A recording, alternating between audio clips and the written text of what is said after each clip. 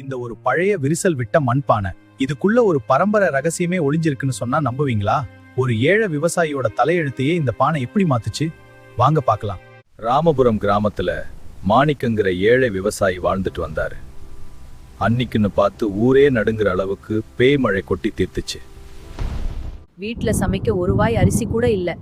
மாணிக்கம் என்ன பண்றதுன்னு தெரியாம தலையில கை வச்சு சோகமா உட்கார்ந்திருந்தாரு.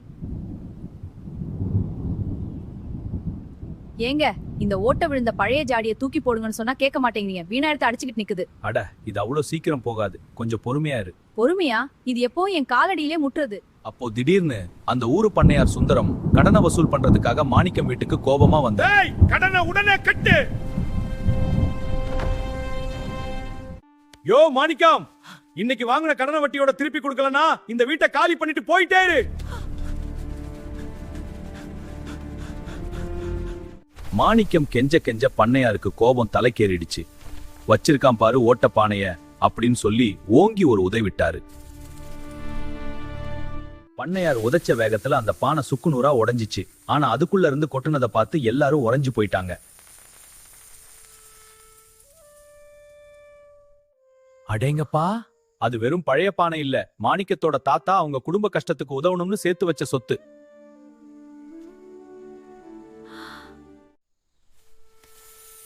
இந்தாங்க ஐயா உங்க கடன், இனிமே ஏழ்மை ஏளனம் செய்யாதீங்க.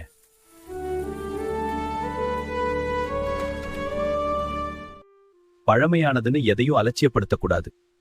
பொறுமையா இருந்த மாணிக்கத்துக்கு அந்த பழைய பானையே ஒரு புது வாழ்க்கையை கொடுத்துச்சு.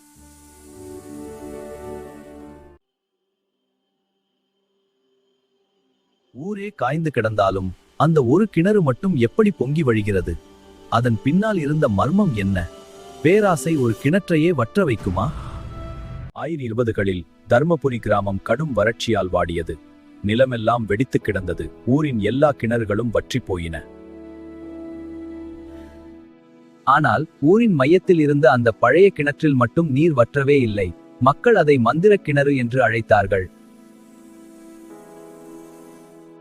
நில்லுங்கள், இந்த கிணத்து தண்ணி வேணும்னா ஒரு குடத்துக்கு ஒரு காசு தரணும். பணம் இல்லைன்னா தண்ணி கிடையாது. ஐயோ, மந்திர கிணறு வத்தி போச்சே, இனிமே எனக்கு பணம் எப்படி வரும்? என்ன கொடுமை இது!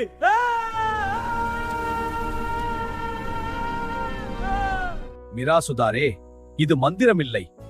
மலைக்காடுகளை நீங்கள் வெட்டியதால் ஊற்று அடைபட்டு விட்டது. பேராசையை விட்டால் மட்டுமே நீர் சுரக்கும். தவற்றை உணர்ந்த மிராசுதார் மரம் வளர்க்கத் தொடங்கினார். மனம் மாறினால் குளம் நிறையும் என்பதே அந்த மந்திர கிணறு சொன்ன பாடம்.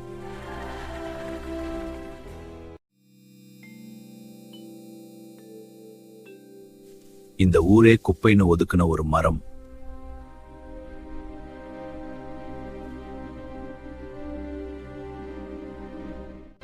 இதோ பார் ஜேகே, இது என் வெற்றி. இது எப்படி சாத்தியம்? எப்படி ஒரு விவசாயிய கோடீஸ்வரனா மாத்துச்சு தெரியுமா? இது சிங்காரம் தாத்தாவோட முருங்கை தோட்டம். ஊருக்குள்ளேயே பெரிய தோட்டம் இதுதான். ஆனா இப்போ முருங்கைக்காய்க்கு விலையே இல்ல. சந்தைக்கு போனா இந்த குப்பையெல்லாம் யாரு தாத்தா வாங்குவான்னு எல்லாரும் கேலி செஞ்சாங்க. தாத்தாவுக்கு மனசு ரொம்ப கஷ்டமா போச்சு. குப்பையில போடுங்க தாத்தா. அப்போதான் அந்த இடத்த வாங்க ஜேகே குரூப்ஸ் கம்பெனி ஓனர் அங்க வந்தான். அவன் கண்ணு அந்த இடத்து மேல பட்டுச்சு. ஏய் பெருசு, இந்த மரத்தை வச்சு என்ன பண்ண போற? இடத்தை வித்துடு, நான் இங்க பெரிய ஃபேக்டரி கட்ட போறேன். இல்ல, இந்த நிலத்தை நான் விற்க மாட்டேன். இந்த மரத்தால ஒரு பிரயோஜனமும் இல்ல. இடத்தை வித்துடு. இல்ல, இது எங்கள் பாரம்பரியம். சரியான நேரத்துல வெளிநாட்டுல படிப்பு முடிச்சிட்டு பேரன் கவின் ஊருக்கு திரும்பினான். தாத்தாவோட சோகத்தை பார்த்து துடிச்சு போனா. ஒன்னும் இல்லடா கவின், நீ வந்ததே பெருசு. இந்த குப்பை மரத்தை வச்சு ஒரு மாசத்துல 1 லட்சம் சம்பாதிச்சா நான் இந்த ஊரை விட்டே போயிடுறேன்.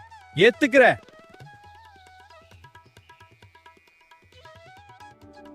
கவின் யோசிச்சான். வெளிநாட்டுல இந்த முருங்கைய சூப்பர் ஃபுட்னு கொண்டாடுறாங்கன்னு அவனுக்கு ஞாபகம் வந்துச்சு. அடுத்த நாளே வேலைய ஆரம்பிச்சான். முருங்கை இலைய பறிச்சு காய வச்சு அத சத்தான பவுடரா மாத்தினான். தாத்தா, இத்தனை இலைகளை பறித்தாச்சு. சரி கவின், இப்ப காய வைக்கலாம். பாருங்க தாத்தா, பவுடர் ரெடி. சும்மா பவுடரா விக்காம முருங்கை சூப், முருங்கை பிஸ்கட்னு விதவிதமா தயாரிச்சான். தாத்தாவை வச்சு ஒரு வீடியோ எடுத்தான். உடம்பு இரும்பா மாறணுமா? இதுதான் நம்ம ஊரு சீக்கிரம்ல போட்டான். இந்த சூப்பர் தினமும் சாப்பிடுங்க. அந்த வீடியோ ஒரே ராத்திரியில வைரல் ஆச்சு. வெளிநாட்டுல இருந்து கூட ஆர்டர்கள் குவிய ஆரம்பிச்சது.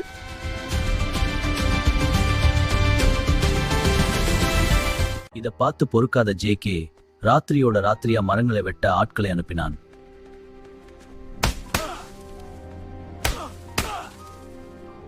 ஆனா இப்ப ஊர் மக்களே கவினுக்கு ஆதரவா இருந்தாங்க.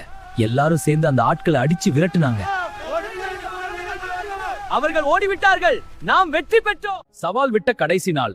கவின் 1 லட்சம் இல்ல 10 லட்சம் லாபத்தை ஜேகே முன்னாடி கொண்டு வந்து கொட்டினான். பாருங்க ஜேகே சார், இதோ நம்ம வெற்றி. இது எப்படி நம்பவே முடியலையே. அருமையா இருக்கு கவின், உன் உழைப்பு பலிச்சிருச்சு. சூப்பர் கவின். ஜேகே தலை குனிஞ்சு அந்த ஊரை விட்டே ஓடி போனா. குப்பைன்னு சொன்ன அதே மரம் இன்னைக்கு அந்த ஊரையே வாழ வச்சது. இப்போ அந்த தோட்டத்துல ஊர் மக்களுக்கே வேலை கிடைச்சது. சிங்காரன் தாத்தா ரொம்ப சந்தோஷமா இருந்தாரு.